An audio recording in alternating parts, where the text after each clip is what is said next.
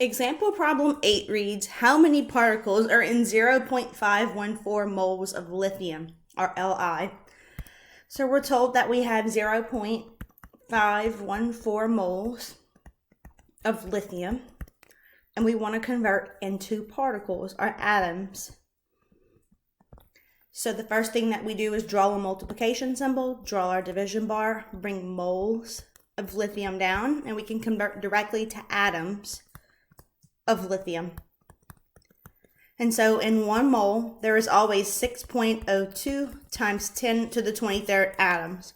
So moles of lithium cancels, and you're left with atoms. And so in your calculator, 0.514 times 6.02 times 10 to the 23rd equals 3.09 times 10 to the 23rd atoms of lithium. Thanks, and let me know if you have any questions about example problem 8.